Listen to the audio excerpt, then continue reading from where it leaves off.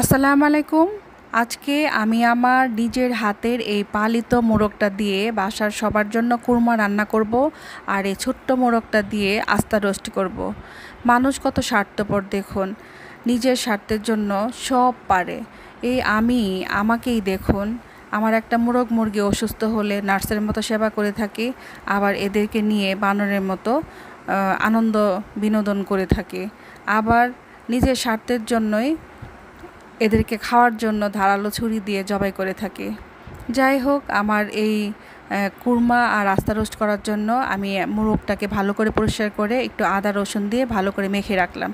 আমি আমার খামারের আবার দেশি দুইটা মোরগের ডিমও দিব সাথে।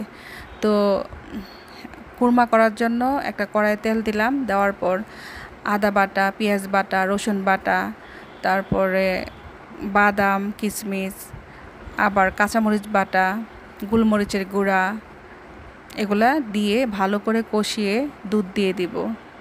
তারপর আমি একটু কাঁচামরিচ দিয়ে দিব আর ঘি দিয়ে দিব।